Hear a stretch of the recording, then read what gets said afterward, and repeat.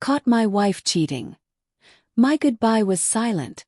The message popped up on her phone while she was in the shower. It was 10:37 p.m. on a Thursday. A quiet night, the kind where the only sound was the low hum of the ceiling fan and the soft thud of rain against the window. I wasn't looking for anything. I had picked up her phone from the nightstand only to silence a notification. But then it came again. Can't stop thinking about last night. You taste like sin. At first, my brain refused to process it. It was like reading a foreign language. Familiar words strung together into something senseless. Then my heart caught up. The text glowed against the darkness, and I felt my chest cave in. For a long moment I just stared at it, numb. Then I opened the chat. There were dozens of messages. Jokes, confessions, photos, plans. I scrolled until my thumb trembled. He called her baby. She called him love. And between all of it, my name came up only once, as a punchline. He still thinks I'm working late. He's too nice, won't ever suspect. Something inside me broke. I heard the water stop. The sound of the glass door sliding open. My throat tightened. My first instinct was to put the phone back. Pretend I hadn't seen anything, wait until morning until I could breathe. But instead I placed the phone face up on the bed. When she walked out, wrapped in her towel, droplets glinting on her skin, she froze. "Why are you looking at me like that?" she asked, clutching the towel tighter. I didn't answer. I just pointed to the phone. Her eyes darted to it, and in that second her expression changed. Shock, then fear, then a flicker of something I'll never forget. Not guilt. Annoyance. "Ethan, I can explain." I laughed. Not because it was funny, but because the sound came out before I could stop it. "Explain," I repeated. "What's there to explain? You were working late. With your tongue." She flinched.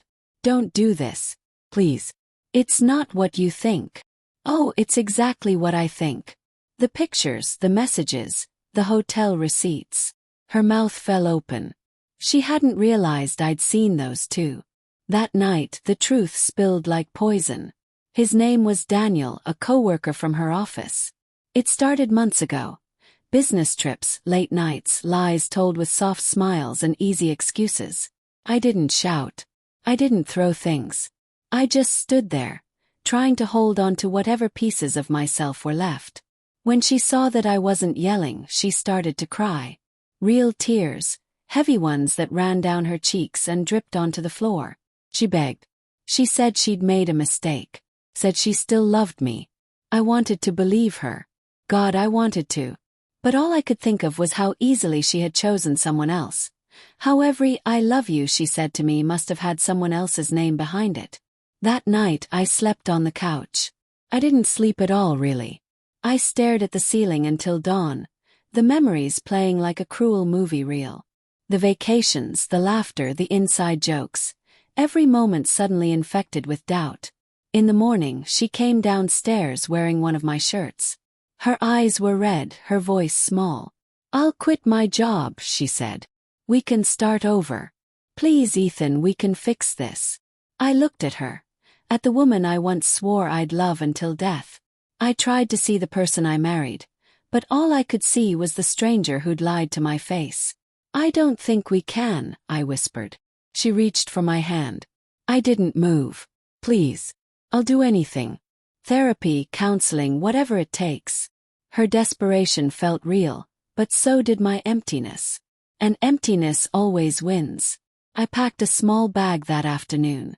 Just essentials, a few shirts, my toothbrush, my laptop.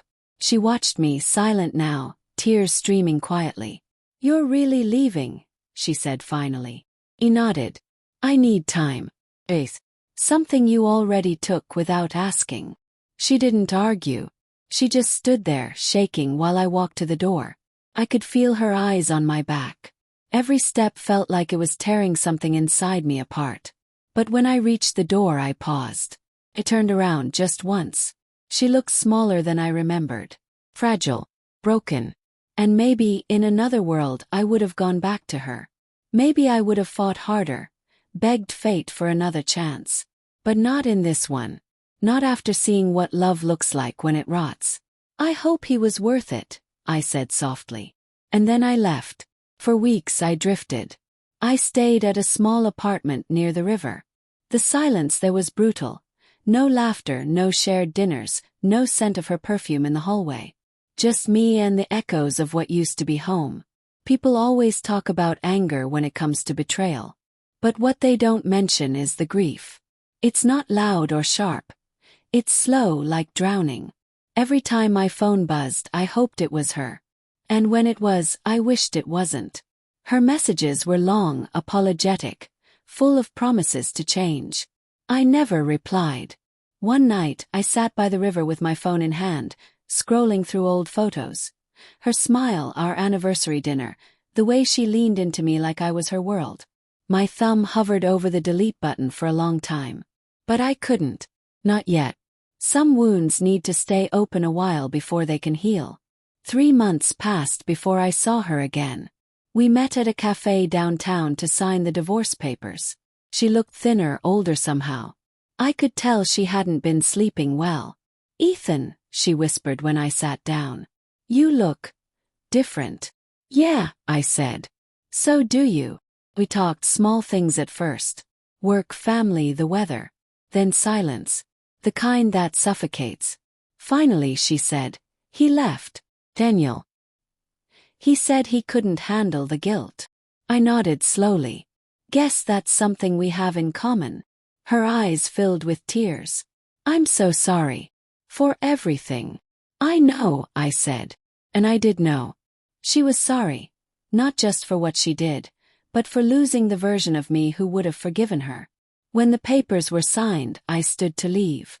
She reached across the table, her fingers trembling. "Ethan, please say something. Anything." I looked at her one last time. At the woman who once promised forever and meant it until she didn't. My goodbye wasn't angry. It wasn't bitter. It was silent. I gave her a small nod, turned and walked away.